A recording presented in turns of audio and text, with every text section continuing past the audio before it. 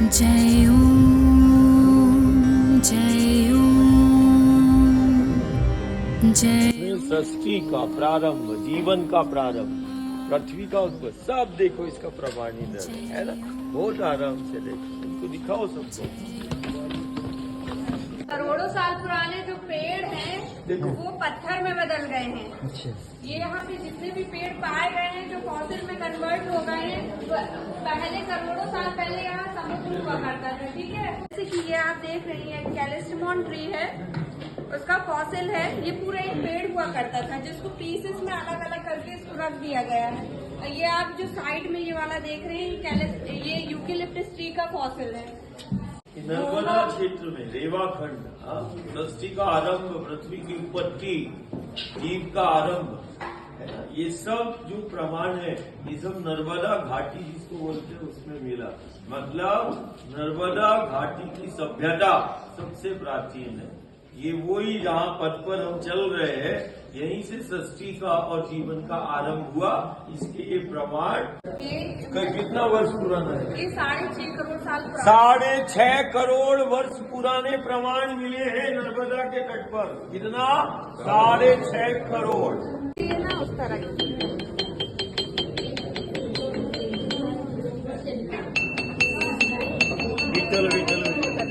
पत्थर से ऐसी हमारे ये कितने वर्ष पुराना है? यहाँ पे जितने भी फॉसिल पाए गए 6.5 करोड़ साल। 6.5 करोड़ वर्ष पुराने प्रमाण मिले हैं नर्मदा के पथ पर। सृष्टि का आरंभ और पृथ्वी की उत्पत्ति और जीवन का आरंभ हुआ, ये वही पथ है आज विज्ञान प्रमाण दे रहा है। उत्पत्ति के, सृष्टि के, रचना के और जीवन के आरंभ के ये प्रमाण है। ये पत्थर नहीं, उस समय के ये वृक्ष रहे होंगे। और यहाँ पर जब जीवन का आरंभ हुआ तो जैसे कह दिया डायनासोर, जैसे लाखों करोड़ों वर्ष पुराना जब जीवन, तो उसके सब प्रमाण, ठीक है ना। ये है, देखो, ठीक है कि नर्मदा मैया का जो तट और पथ है जिसकी हम साधना कर रहे हैं, यहीं से सृष्टि का, जीवन का प्रारंभ हुआ। ठीक है, चलो की क्या है प्रमाण? कालांतर में वो जो वृक्ष 6 करोड़ वर्ष पहले यहाँ पर प्रकट हुए, फिर 6 करोड़ वर्ष पहले जो वृक्ष, जैसे अपन वृक्ष देखते ना, वही वृक्ष फिर पत्थर का स्वरूप धारण कर लिया। मतलब पूरे भूमंडल में नर्मदा मैया का जो ऊर्जा है वो बंध ऊर्जा है, जो कालांतर में अस्थियां और पेड़ों को पाषाण बनाने की सामर्थ्य रखती है। देखो ये आज भी प्रमाण है, अक्षया है ना। नर्मदा घाटी में सबसे ज्यादा प्रमाण जीव और सृष्टि के प्रारंभ के प्रमाण पाए गए, जिसको विज्ञान जीवाश्म कहता है। ठीक है, आज की डेट में नर्मदा तापी वैली वाला पोर्शन है, नर्मदा घाटी वाला जो एरिया है, यहीं पे सबसे ज्यादा फॉसिल्स यहीं पाए जाते हैं। जैसे पुराण में कल्प में मैया को एक कल्प में सागर के सुपुर्द किया था, तो देखो वो सागर खुद ही इधर प्रवेश किया। मतलब कालांतर में लाखों करोड़ों वर्ष पहले यहाँ सागर था और सागर को ही महादेव ने एक कल्प में नर्मदा को दिया था। देखो प्रमाण विज्ञान दे रहा है ना। ये देखो ऐसा प्रवेश सागर हुआ था करोड़ों वर्ष पहले। भूमंडल के सबसे असाधारण ज्वालामुखी का केंद्र है, सुप्त ज्वालामुखी है, इसलिए सावधानी से चित्त को ऐसा मत समझना चल रहे हो नीचे ज्वालामुखी है अभी भी।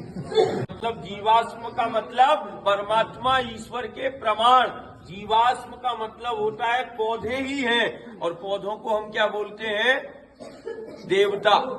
तो जीवाश्म नहीं, देवता और परमात्मा ईश्वर के प्रमाण वो वृक्ष के रूप में आज दुनिया को करोड़ों वर्ष पहले जब परमात्मा पौधों के रूप में आया, तो देखो उसके प्रमाण तुम्हें ये मिल रहे हैं। तो जीवाश्म से ये डायनासोर वगैरह मत समझना। जीवाश्म का मतलब वो पौधे, पेड़ पौधे, वृक्ष हैं जो जिन्हें हम देवता परमात्मा ईश्वर के स्वरूप में मानते हैं। ठीक है, तो हमारे गोविंद का, हमारे विठ्ठल का, हमारे परमात्मा ईश्वर का जो सनातन धर्म कहता है करोड़ों वर्ष पहले परमात्मा ईश्वर प्रकट हुआ, जिसके प्रमाण आज गोगवा में रखे हुए हैं, वो वृक्ष जीवाश्म के रूप में। ठीक है, 6 करोड़ वर्ष पहले जब जीवन का आरंभ हुआ होगा, उस समय देखो वृक्ष के रूप में विट्ठल हमारा, ऐसा आज वो पाषाण के रूप में कालांतर में हमें दिखाई दे रहा है। 6.5 करोड़ वर्ष पहले का प्रमाण मिला कि विट्ठल हमारा उस समय था। ये सनातन है, ये धर्म है, ये संस्कृति है। इति रेवा खंडे प्रथम द्वितीय तृतीय चतुर्थ